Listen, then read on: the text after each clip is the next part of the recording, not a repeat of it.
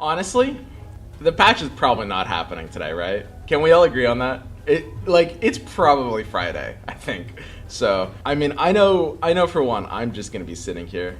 Ask Bruno. Yeah, I was talking to Artur earlier, and he said he's only a boss. So Not everybody's perfect. looks like you're better at this game than Artur. All right, guys, let's go ahead and get into some patch notes, huh? This is the dawn of the assassin players. My assassin brethren. Now is our time. Now is our time. Long have we waited. This is it. Assassins that have an enemy in their attack range will attack instead of jumping. This is so good. Okay, Bloodbound Alliance Extra. I did not see this one when I was skimming it before. Oh. Oh, that's so good. Stop stalling? Yeah, I know. I'm just like, okay, listen. Here's my thinking. You guys need to understand where I'm coming from. I didn't realize until like an hour ago that the patch wasn't live yet. I was planning on streaming the patch today, and I realized an hour ago, Valve debated me. It's not actually live yet. You guys have known this entire time. So I'm sitting here with the promised stream today. I'm basically and I'm like, gay. well, shit. I don't actually want to stream this current patch. I mean, who would? So therefore, I have to stall long enough. I have to analyze patch notes for like 4 hours so that the patch can come out and we can all be good.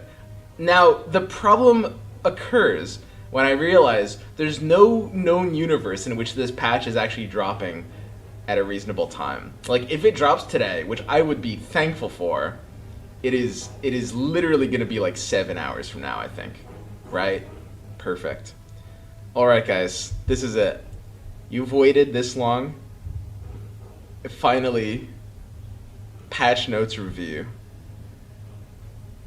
Okay, so I want to let you guys know, I've skimmed this. I haven't read every single detail. There's going to be some things that are probably going to surprise me a little bit. Alright, so let's begin. Added loot round, tips and tricks to season info tab. Useless battle pass loadout, change your equipped items, that's neat. Path to Sunbreeze custom board, so there's an alternative board, which is like when you get enough of your battle pass completed, you get that.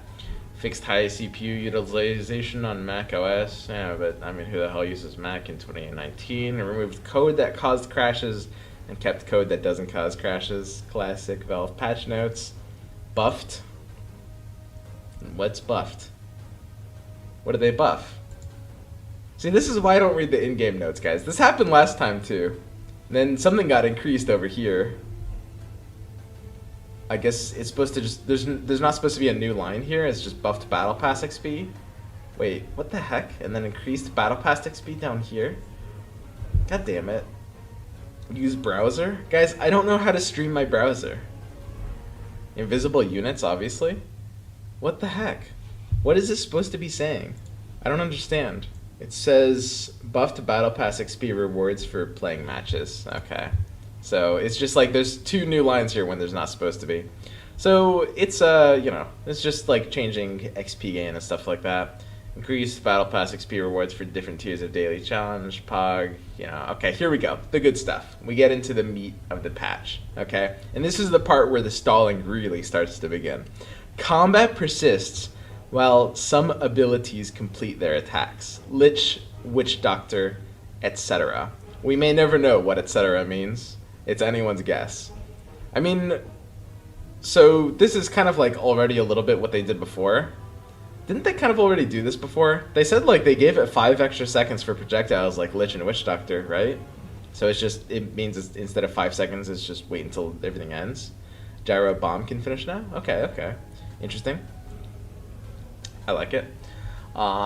It's not really a big balance change. There's going to be really interesting implications in this patch in terms of like what the new meta is going to be, presumably. So, summons are no longer included in targeting for spells, except for special summons like Arc Warden and Spirit Bear. So this is pretty interesting.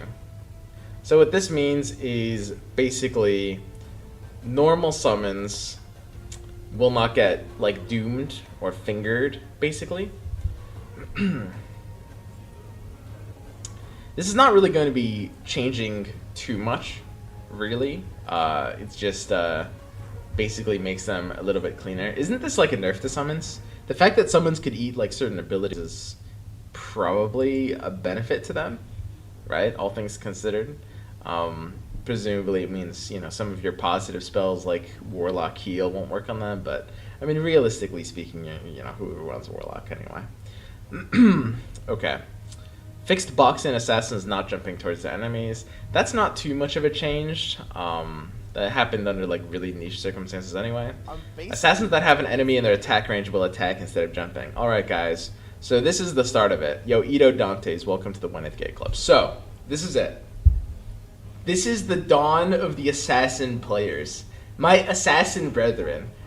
Now is our time. Now is our time. Long have we waited. This is it. Assassins that have an enemy in their attack range will attack instead of jumping. This is so good. You guys have no idea how good this is. It's pretty good. It's alright. It's not that great. It's pretty good though. Basically, what this means is it's a really, really big buff to units like Queen of Pain, Morphling, and Sand King in particular.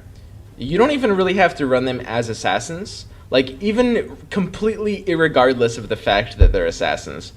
So what you would do in auto chess, this is how it worked in auto chess. What you would do is, in like the early mid game, you could just like slide in a casual Quap into your lineup, right? The idea is you just put her kind of like in the second row, and then her scream, because she doesn't jump, her scream will just hit like all of the units on the board, right? Or you can put Morphling in front, and because he won't jump if he's right in the front row, if you have Primordials, it means your opponents are attacking him, which is what he wants, and B, your opponents are attacking him, which is what he wants. Because when he gets mana to charge his waveform, he can just waveform away when it gets damaged, which is really, really good. So Quap, Morphling, and Sand King in that way kind of want to be like closer to frontliners just based on how their abilities work. And this allows them to position a lot better, right? And of course you can still position things in the back row if you do want them to jump. So it just means your positioning actually matters as an assassin picker, as a filthy, filthy assassin picker. Now, I want to let you know, guys, let the record show, I was playing assassins before it was cool. In this patch, it's about to be really, really cool to play. To play assassins. It's about to be great. Yo, Big Yeti, welcome to the 1/8 Gate Club, man. So yeah, this is it, guys. This is just the start of the assassin buffs, by the way. More to come. All right, change the length of the preparation phase for the first 3 rounds from 25 to 15 seconds. So this is pretty standard. It just makes the early game, the first 3 creep rounds, a bit faster. This is an improvement. It just saves 30 seconds of everyone's time. This is a lot of time saved when you think about it. So it's 10 seconds for every 3 rounds, and this is you guys are experiencing some stalling action here. For 3 rounds, it saves 10 seconds per round per person. 8 people is 240 seconds. So 240 seconds is 4 minutes. 4 minutes of added human being time per match of Underlords. That's a lot of time. It saves us hours of time over the course of your average day. How many players play Underlords daily? How many matches of Underlords are there? Because 4 minutes of human time saved per match is insane. Like, think of the man hours we can start putting back into the economy after wasting our time playing video games with this 4 minutes saved per video game. That's insane. 4 minutes? That's so much. That's like as much time as I've wasted talking about this change. Like, it compounds. Okay, I'm done.